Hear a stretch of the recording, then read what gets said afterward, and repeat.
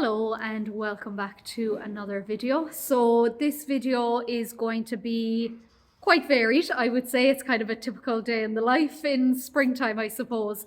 But it's just a bit of a stretch now this week, trying to work around the day job, work around the green cert, work around the weather.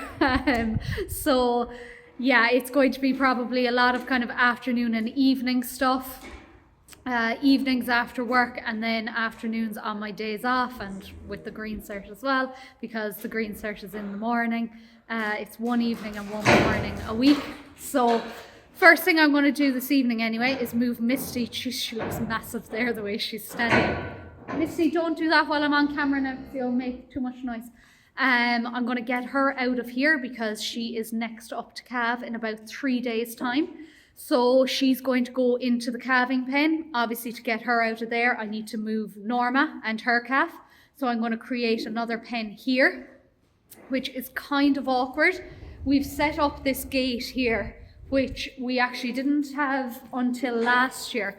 But what happened was the new calves tended to fall into the slats or climb into the slats, and then I'd have to come down and throw them back out. So we've put this gate here. But it just means feeding the cattle is a bit of a pain now. I have to start from the end and work my way back. Plus Dad obviously won't be able to push anything in during the day, so I just have to feed them everything for the evening. I don't know what's wrong with them. 2 seconds. What? Elmo? I have no idea what that was about. Oh God. Guys, okay, maybe I'll just go up here. They want me to feed them now, but I want to do the pens first. Sorry about that. And then in the latter half of this video, I'm going to be getting the Norma's out. We'll go outside. Hopefully it won't be too windy. In the latter part of this video, then I'm going to get the fertilizer out on the silage ground. So the rain is coming at the end of the week, so I need to get that out before it does arrive. So I have all my protected urea here, which is going up above where we had the slurry. So I'll give you a look at the slurry as well. We'll see now if a bit of rain washes it in, but thank you for the suggestions of the harrow and things like that. It will help. But I better go here because they're getting really agitated with me. But yeah, a bit of everything in today's video, I would expect, but we better get into it before it's dark. Now, halfway through, 10 barrows taken out by hand. So the girls have been very accommodating. In fairness, they've moved around with me as I've been in there. And you might be wondering, why have I not taken them out? It will all become apparent. You'll see when I'm doing the moves why I can't move her out yet. I still have some straw up here as well that I don't want her to ruin, because I'm going to use that as the base in here, some of the old stuff. And they're fine. They're not bothering me. I'm watching her, but she doesn't seem to take much notice. So scrape it out, lime, straw, bring her in, do up the other pen for Norma then, and give a bit of straw to Isabella over here. Feed the cows. Job done for the evening.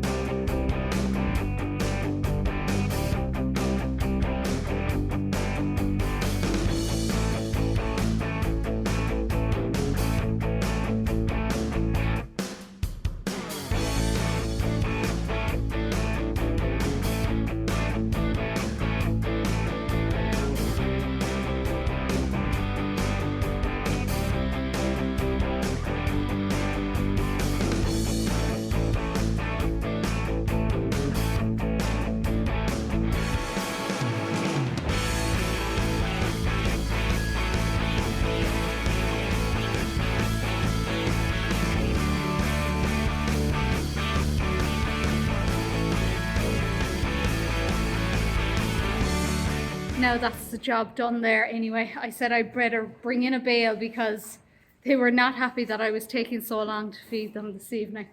But all fed now and everything. This calf, first of all, it looks like a teenager. It's so big.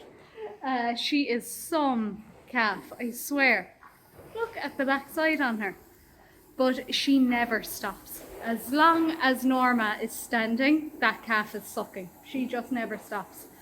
But yeah, good to have them in there. It is a much smaller pen, as you can see, but sure, they'll be grand, the two of them. And I gave the new straw here as well, so the twins are happy out lying in there. This cow is eating some amount because I'm feeding her ration as well, but when she's trying to feed twins, I suppose. And then this is the heifer. Is she 2 years yet? She's either not quite 2 years or just the 2 years. And the size of her, ignore the dirt, but she is just a colossal animal, aren't you? And she's a great girl as well. She's so quiet, you know. It's lovely to have an animal like this. It really is. I've never had a cow this quiet. Big Red was fairly quiet, but she'd still be a bit nervous, whereas this girl, she's great. So hopefully now all will go well with her. And the calving, this is the one I'm very nervous of. First of all, because she's a heifer, but second of all, because she's my favourite. So fingers crossed now, everything will be all right. And she'll calve in a couple of days, maybe even hang on until my day off. But that's it for now. And I'll come back with the next job. What did I say the next job is? The next job will be the fertilizer. I actually think I said the dehorning was next. Maybe I didn't. I don't know. Next job anyway will be fertilizer in 2 days' time. So yeah. Now I'm back down here to do the fertilizer today, but we have another addition to the herd. So I woke up at about 6:30 this morning, checked the cameras, nothing happening. So I said, grand. Dad said he checked the cameras at about 8:30, nothing. I came down here at about, no, I didn't come down here. I checked the cameras at about 1:15 maybe, and a calf bouncing around the pen. So I rang Dad, and then whatever way the light was shining on the camera, I was like, is there a calf there? I swear I saw a calf. I swear I did. And he was like, I don't see any calf. I was like, oh my God, I've made this up. But no, the sun moved and there was a calf there, all right. So it's a bull. He seems to have sucked because her teats are clean, three out of the 4 anyway. I haven't seen him suck, but I just gave him his calf boost there now as well, the Agway stuff. So he has a little bit of it around his mouth there, but he took it fine. She seems to be doing great so far. I'd love to see him sucking myself, but it looks like he has anyway, and he's lots of energy and bouncing around the place, so he should be absolutely grand. And she's doing so well as a mom. First time calver, not even 2 years of age yet. I actually checked it. She's 23 months old. And she popped that calf out, seemingly no bother, which is great. But I'll leave her alone anyway. Hopefully I'll catch him sucking later on. I'm going to get the fertilizer out now and get some footage of that. The wind is atrocious out there. It's 16, 17 degrees today, but the wind is kind of cooling it, all right. But hopefully I'll be able to keep the camera up, get a few shots, and yeah, we'll take it from there then.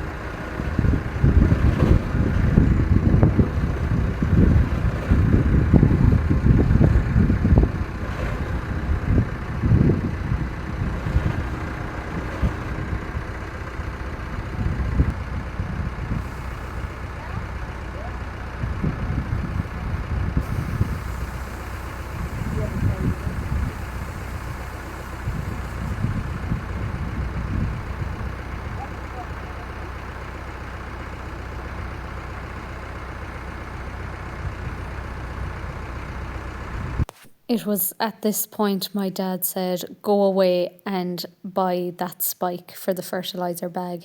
We had put it off because they are expensive little things.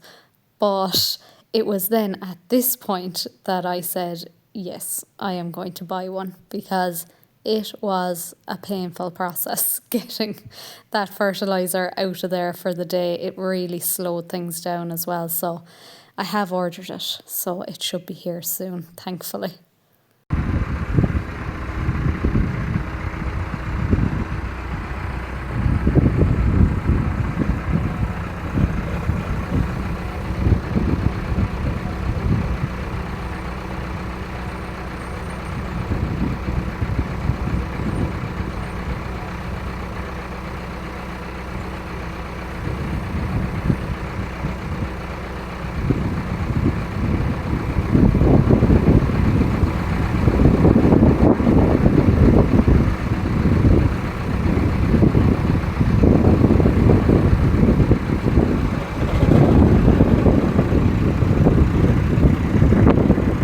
Now I'm up in my first field that I'm going to do, and it's the Stone Gap field, so it's the second reseed we did.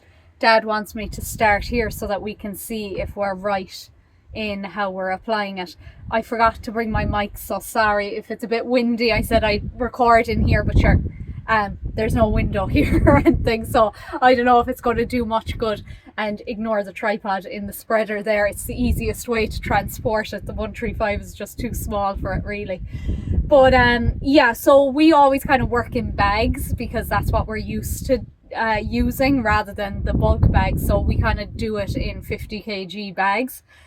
But basically in 50 kgs of it, you've got 46 units. We're aiming for about 80 units to the acre for this. So about 2 bags to the acre is how we're going to do it. There's about 3 acres in here, so we're thinking 5.5 bags worth is what we want to get out in here, and we just kind of judged it on the bag then, how much we're putting in, and we're kind of judging it on the spreader as well. What does 5 bags normally look like? What does 6 bags normally look like? That's how we've worked it out anyway.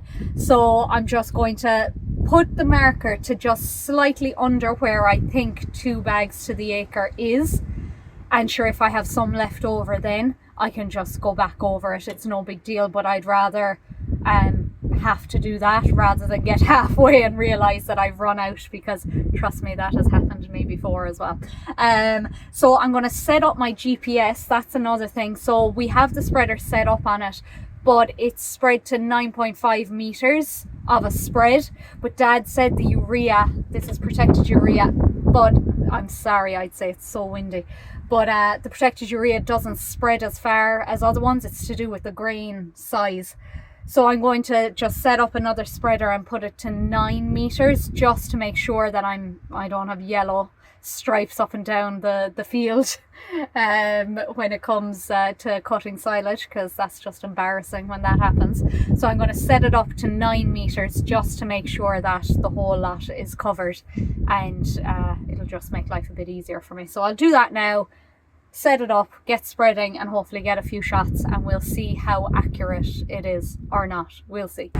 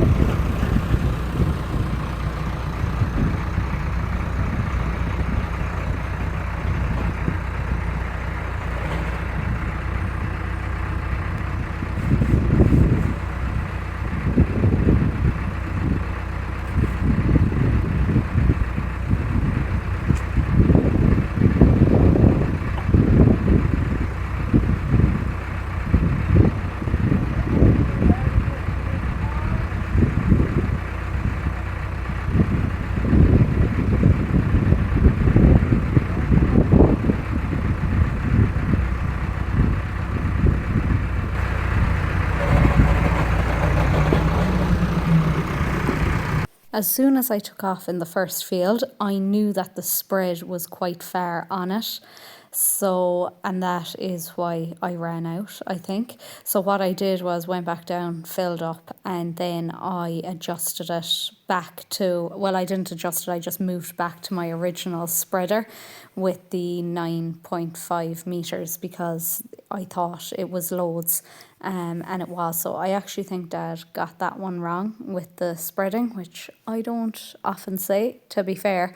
But yeah, it was plenty spreading on that. So all I'm doing here then is looking to make sure that I'm right in what I'm thinking. So I was just walking across to make sure I could see the beads in every part of the field and there wasn't any gaps, and there wasn't. But that was that. I didn't record an end to that day because I was so cold after being out in the tractor. I did put on my fleece, but I was still just so cold from the wind coming in that window that isn't there. So I was back down, I think it might have been the following evening then, to dehorn the twins. And the difference in strength in those twins in the space of a week from when we vaccinated them and tagged them was something unreal. They're still a handy size, but yeah, big difference in strength. So I'll fly through this anyway, give you a look at the process because it's a bit repetitive, but you can have a look at the whole process anyway.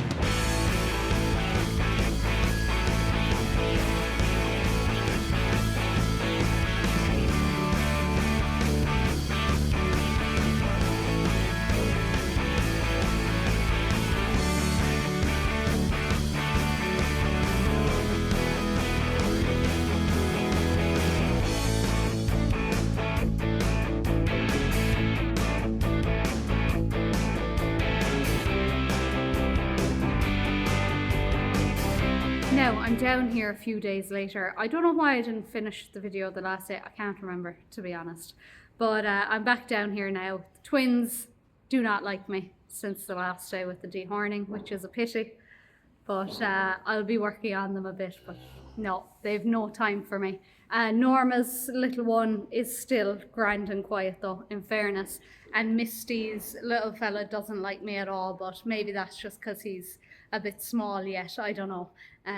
But he won't like me after I castrate him anyway, I'm sure. But what can I do? Maybe I won't have as many pets as I thought I would, but not through my choice, but through theirs. But anyway, I'm going to leave this video here. I need to do a bit more bedding now and a bit more tidying up. Story of my life these days, to be honest.